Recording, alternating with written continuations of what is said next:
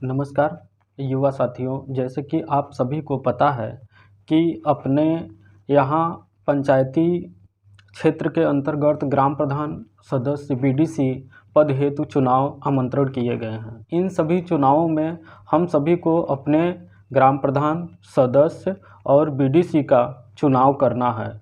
मेरे प्यारे मित्रों, आप सभी को यह पता है कि पिछले कई सालों से हम लोग ग्राम प्रधान का चुनाव कर रहे हैं और हमेशा से ग्राम प्रधान चुनते आ रहे हैं, लेकिन अभी भी ऐसे बहुत सारे क्षेत्र हैं, ऐसे बहुत सारे गांव हैं जहां पर आज भी अभी उस तरह का विकास नहीं हो पाया है जिस तरह का विकास होना चाहिए। जैसा आप और हम भी देखते हैं कि आज भी ऐसे गांव हैं जहां पे किसी भी शादी, विवाह, पार्टी या फंक्शन को ऑर्गेनाइज करने के लिए हमें समय का इंतज़ार करना पड़ता है कि फसल कब कटेगी तब हमारी जो है कि बारात यहाँ से आ पाएगी। फसल कब कटेगी कि हम ये अपना पार्टी, फंक्शन या कुछ भी ऑर्गेनाइज कर पाएंगे।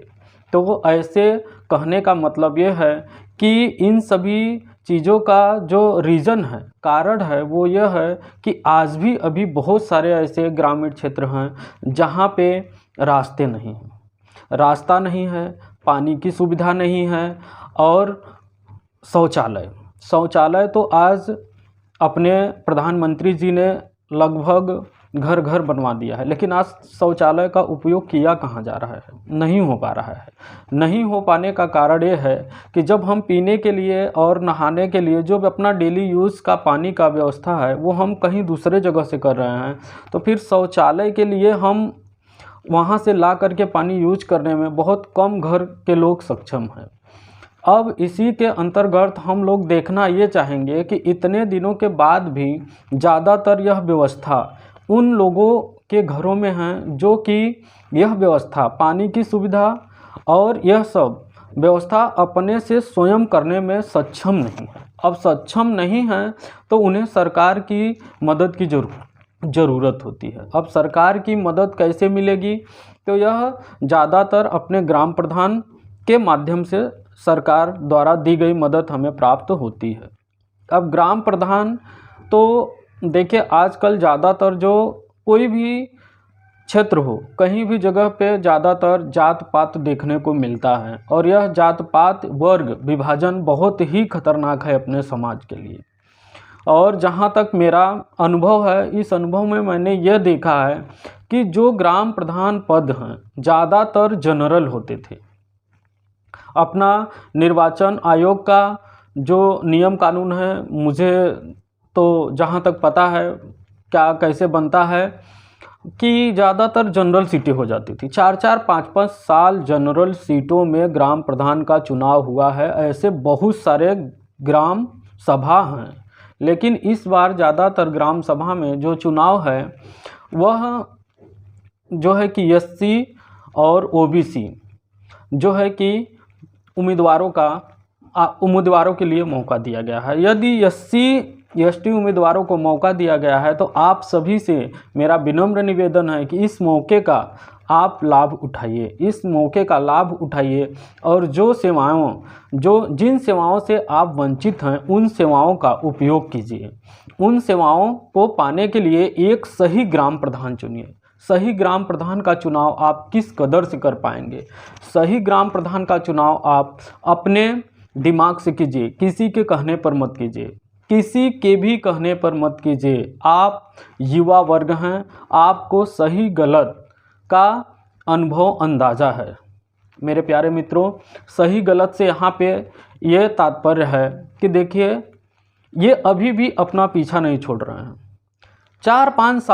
4-5 पंचवर्षीय प्रधान होने के बाद भी ये अपना एससी कैंडिडेट खड़ा किए हैं कई इलाके से। निर्वाचन आयोग इस चीज़ को नहीं देख सकता। इस चीज़ के लिए उसके पास किसी भी प्रकार की कोई दंड संहिता नहीं है। हमारे आपके एरिया में ही ऐसा हो रहा है, लेकिन इसके लिए निर्वाचन आयोग नहीं है। अगर निर्वाचन आयोग नहीं है तो हम तो हैं ना, जिनका अधिकार है वो तो हैं।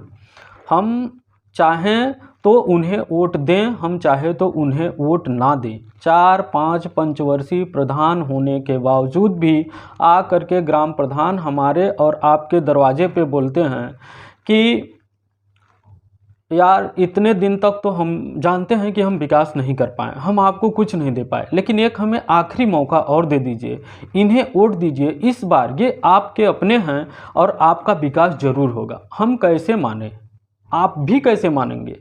नहीं मानना है, इस बार कतई नहीं मानना है। यदि आपको ऐसे किसी भी उम्मीदवार को वोट देना है तो मेरे मित्र उस उम्मीदवार का चुनाव कभी मत कीजिए। आप अपने दिमाग, बुद्धि, अनुभव का उपयोग कीजिए। आप ऐसे उम्मीदवार का चुनाव कीजिए जिससे आपका आगे आने वाला भविष्य 5 सालों तक सेफ रहे, आपको आपके घर तक की सुविधाएं मिले, आपके यहाँ सड़क हो जाए, आपके यहाँ पानी की व्यवस्था हो जाए, आप लोग भी दूसरे लोगों की तरह सुव्यवस्थित जीवन व्यतीत करें। अपनी पार्टी, अपनी शादी, अपना फंक्शन समय का इंतज़ार न करके अपने अनुसार करें। मेरे मित्र, मैं ये कहना चाह रहा हूँ कि आप उस उम्मीदवार का चुनाव कीजिए जो आपके सुख दुख में कभी काम आया हो, जो आपके यहाँ शादी, विवाह, पार्टी, फंक्शन में आपका सम्मान बढ़ाया हो।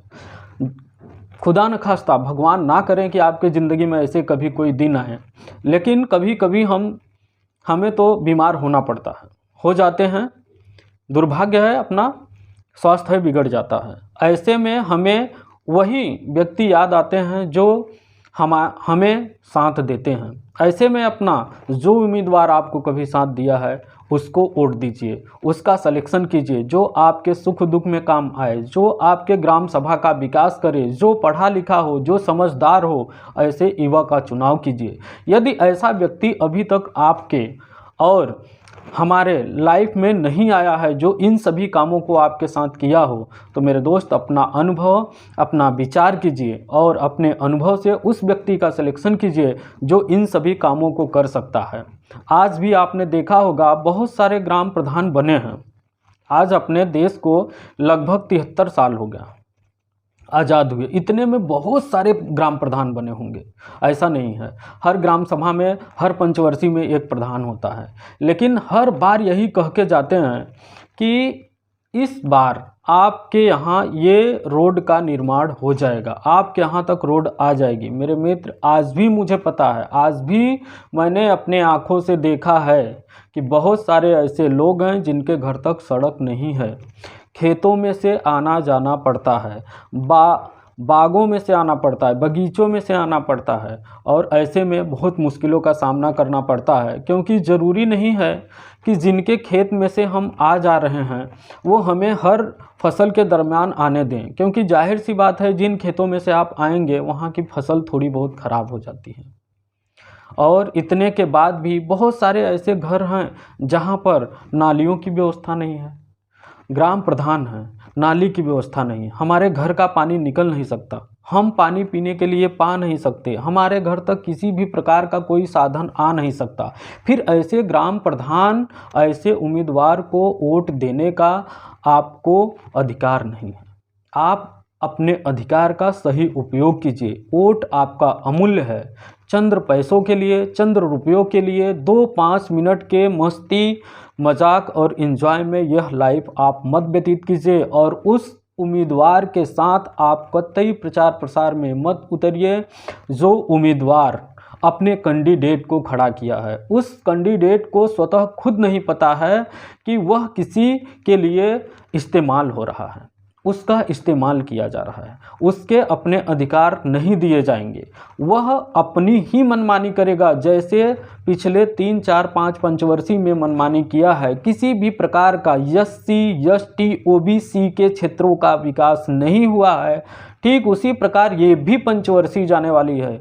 मेरे मित्रों, आप सभी से हाथ जोड़कर मेरी विनती है कि अपने इस अमूल्य वोट का जो है कि आप थोड़ा मोड़ा पैसों से इनको बेचिए मत, आप अपने उपयोग कीजिए, इन अधिकारों का सही उपयोग कीजिए और सही उम्मीदवार का चुनाव कीजिए, जिससे आपका, अपने बच्चों का, अपनी फैमिली का विकास हो सके। और इन सभी को देखते हुए आप अपने उम्मीदवारों का चुनाव कीजिए। ठीक है, धन्यवाद। Thanks, have a nice day. आप सभी को यदि हमारा ये वीडियो पसंद आया हो तो आपको लगे कि ये वीडियो दूसरे के लिए लाभकारी हो सकता है तो इसको शेयर कीजिए, लाइक कीजिए और हमारे इस चैनल को सब्सक्राइब कीजिए। धन्यवाद।